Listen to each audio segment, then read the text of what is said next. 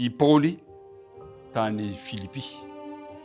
Izany no dinika ataontsika amin'ny ity talata fa 30 volana Desambra ity, manasanao haharitra hatramin'ny farany.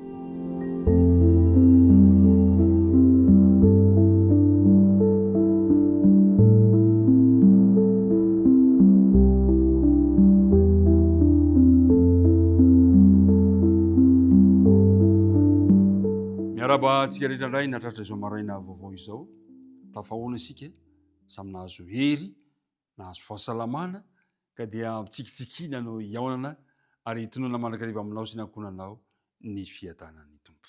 Iaraka hivavaka isika raha nomboka izao dinika izao.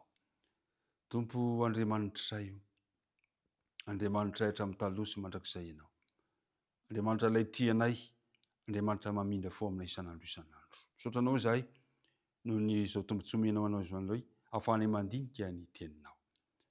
Mamelary ny lokay ary mamindra fo aminay, ary aoka ny fanena masina kosa no hitaridalana izao dinika izao aminaran'i Jesosy. Amen.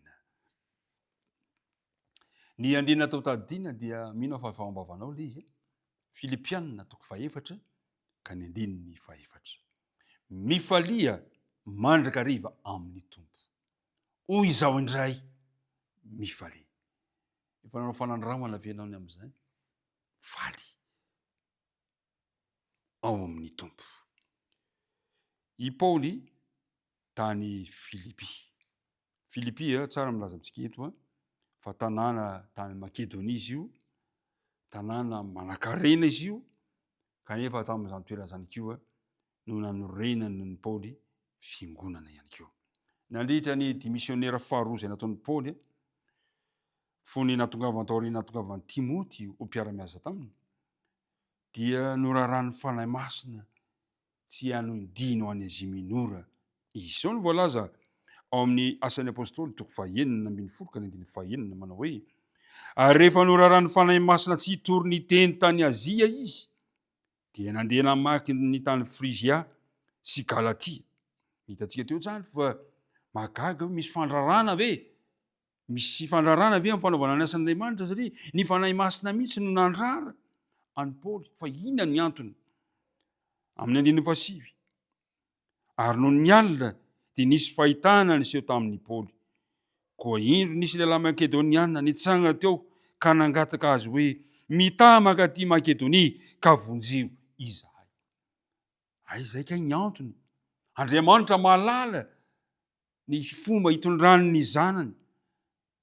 Ka rehefa norarana tsy ho any amin'ny faritra Azia minora ny apôstôly Paoly hanao ny asa hanondia mamisionera azy, dia notarehiny fanahy kosa izy tamin'ny lalana fahitana.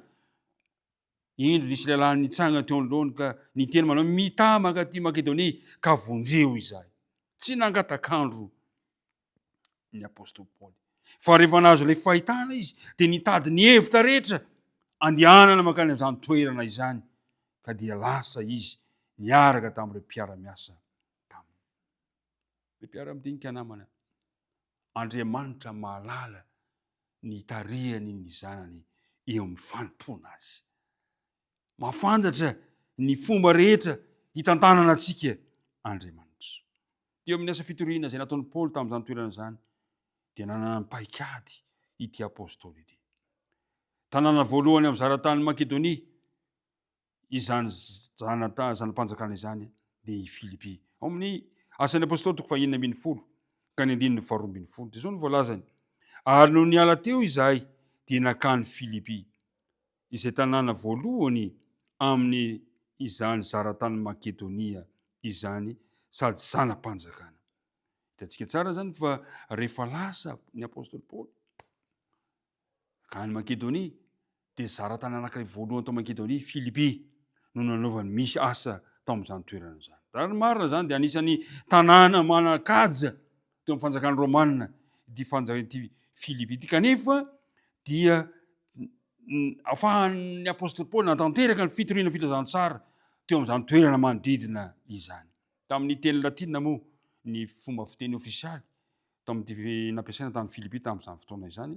Kanefa ny teny grika ihany koa dia nampiasaina teny an-tsena, nampiasaina teo amin'ny faritra manodidina, ary io teny grika io no tena nampiasain'ny apôstôly Paoly nentina nanam-paritahana ny filazantsara niaraka tamin'ireo naman'ny apôstôly Paoly rehefa natanteraka izany asa izany. Ry mpiara-midinika namana, Andriamanitra dia mahalala mandrakariva ny fomba hitondrana anaparitahana ny filazantsara.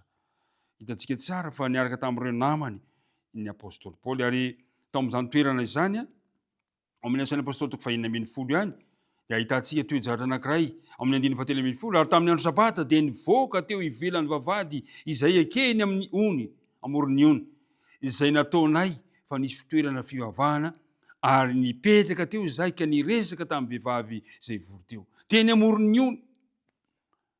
Tamin'izany tanàna zany no nanaovan'ny Paoly fitoriana ny filazantsara, ary dia nisy vehivavy niova fo teo, i Lydia sy ny ankohonana.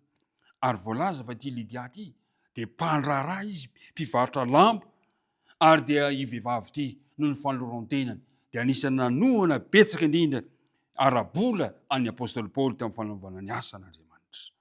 Ry mpiara-midinika namana, mahafinaritra izany tantara izany. Rehefa niova fo Lydia sy ny ankohonana dia nanohana ny asa misionera izay nataon'ny Paoly. Zava-dehibe ny zavatra misy, ary kanefa taoriana izay fotoana izay moa araka ny tantara eto dia nisy fanenjena indray ny apôstôly Paoly, ary dia nigadra tao amin'ny fonjan'ny Filipi ny apôstôly Paoly.